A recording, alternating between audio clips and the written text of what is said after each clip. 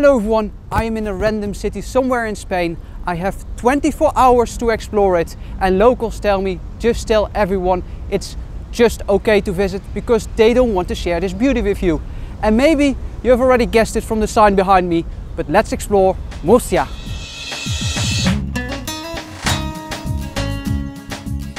Murcia is the 7th largest city of Spain. It is located on the Segura River in the southeast of the Iberian Peninsula. It has a climate with hot summers, mild winters and relatively low amounts of rain. It is a university town, but maybe also unique in other ways. The first thing that I notice is how accessible the city is for tourists in general. There are everywhere signs with like a Spanish explanation and underneath an English explanation about all the tourist signs, but most importantly you will find those colorful kind of QR codes around the city center. They're called BD codes and they're sticked on all the street signs, and that's also the reason why I came here to the city in the first place. When you scan them as a tourist, you will get all the historic information related to that specific place. So I learned just that I'm here on Santo Domingo Plaza, which in the past was a commercial market center. It was the main activity of the square that was happening here, and also bullfights were happening here in the past before it moved to another plaza. You get images of how this place looked like in the past as well, and that's on every street sign.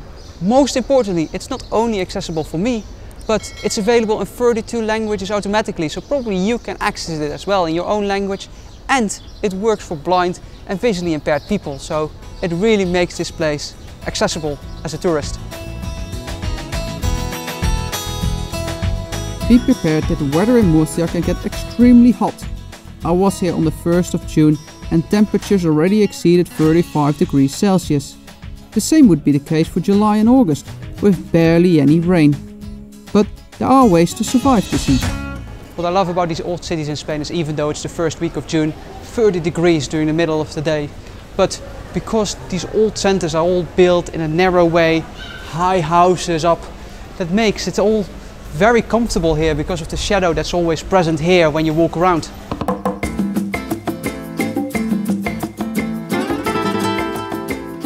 When you walk around the old centre, you will also find the Royal Casino. It will cost €5 to visit, but even if you don't pay for it, don't forget to peek inside from the outside. Its unique architecture combines modernist and eclectic artistic styles. From here, it is a short walk to the cathedral direction. And we were talking about accessibility before, and even the miniature here of the cathedral has like a braille or braille description. So maybe Murcia is one of the most accessible cities in the world.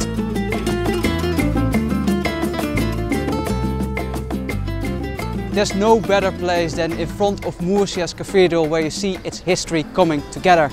Murcia was constructed by the Arabs, but then the Christians came in, conquered the town, and this mosque was converted in the 13th century into a cathedral.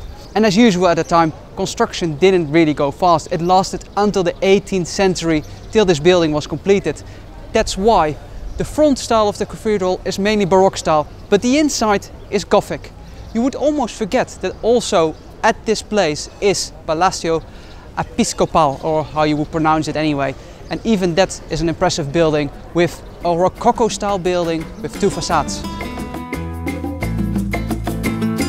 Some other things you can still visit in Murcia are Glorieta de Espana, riverside gardens dating to the 18th century with paths flanked by fountains and geometric flower beds, and Plaza de Toros, containing its bullring arena.